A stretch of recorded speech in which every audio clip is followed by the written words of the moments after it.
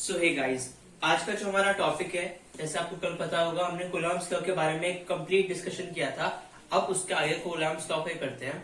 First of all आज हमें पढ़ना है what are the limitations of Coulomb's law, limitations, drawbacks या फिर flaws of Coulomb's law. First जो इसकी फर्स्ट लिमिटेशन है वो है the charges should be at rest position. Okay, उनमें थोड़ा सा भी मूवमेंट नहीं होना चाहिए with respect to earth. Second, अब जो उसकी सेकेंड लिमिटेशन है वो है हम अगर इसमें कूलम्ब्स लॉ को कंसीडर करते हैं तो हम उसमें पॉइंट चार्जेस के बारे में बात करते हैं। ओके, पॉइंट चार्जेस यानी उनका जो बीच का एक्सटेंशन होना चाहिए, यानी उनके जो बीच का डिस्टेंस है वो बहुत बड़ा नहीं होना चाहिए, वो कंपेरेबल डिस्टेंस होना चाहिए।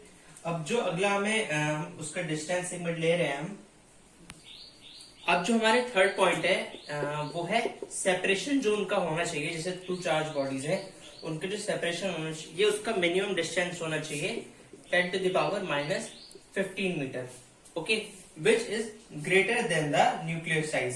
अब जो इससे छोटे साइज होंगे 10 to the power -15 से, तो उस पर न्यूक्लियस, क्योंकि न्यूक्लियर साइज है इतना, तो उस पर न्यूक्लियर फोर्स लगाएगा और उसे अपने से बाउंड करे रखेगा, और उस पर जो दूसरे ऑब्जेक्ट है वो उस पर कोई फोर्स नहीं लगा पाएगा। तो ये थी हमारी 3 लिमिटेशन जब हम बात करते हैं कूलम्ब्स लॉ के बारे में।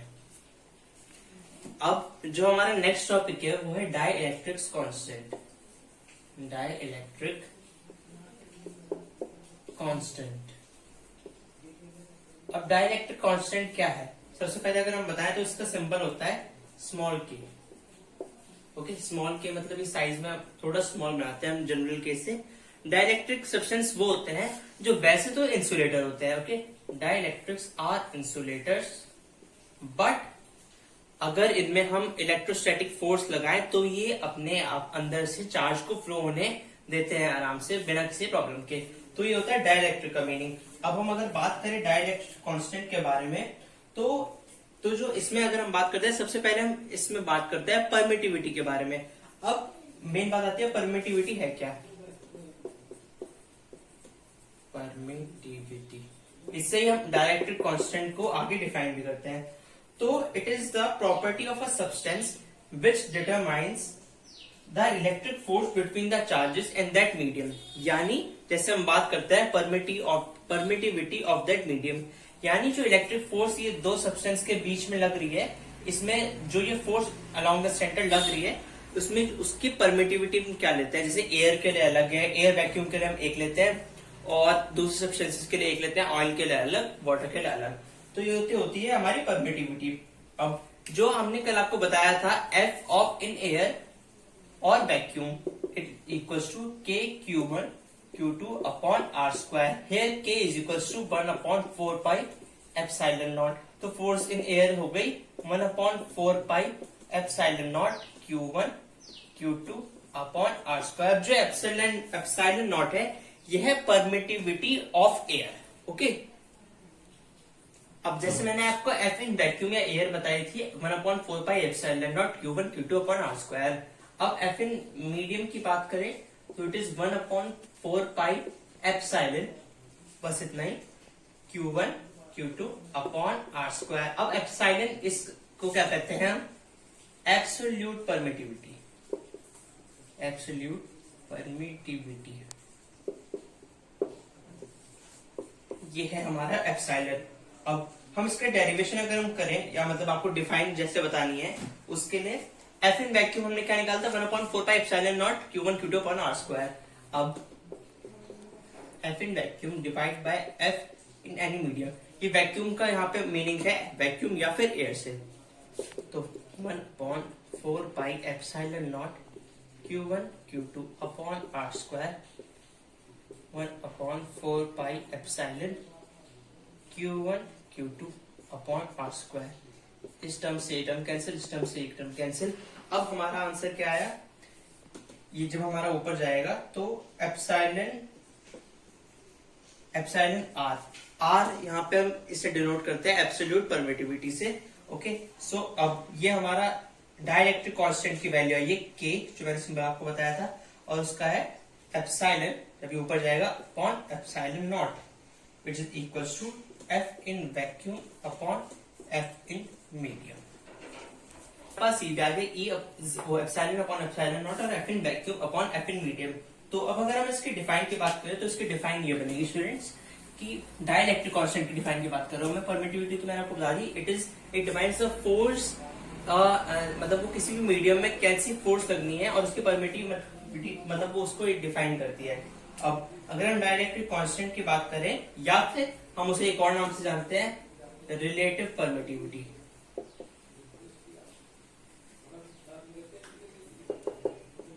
एप्सिलॉन आर और absolute permittivity is equals to epsilon. अब तो डाइलेक्ट्रिक कांस्टेंट की डिफाइन ये होगी the ratio of force between two charges placed at some distance apart in free space, air or vacuum divided by the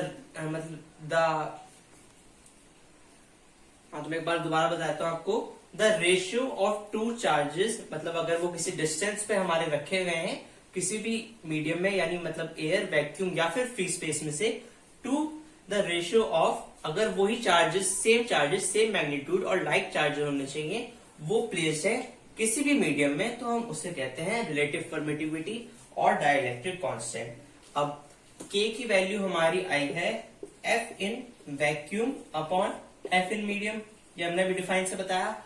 तो अगर हमें किसी F इन मीडियम को निकालना है तो it is equal to F of vacuum upon k। अब ये तो हमारा मतलब ये होगा कि हमें जो हम डाइलेक्ट्रिक कांस्टेंट के बारे में पढ़ रहे हैं। अब अगर हम एक न्यूमेरिकल करें तो मैं आपको एक बार पढ़ लेता हूं ये वाला question. A particle of mass m carrying charge minus q1 is moving around a charge plus q2 along a circular path of radius r. Prove that the period of revolution of charge minus q1 around plus q2 is t is equals to under root 16 pi cube epsilon naught mr cube upon q1 into q2। तो आप एक बार इसे pause करके try करिए।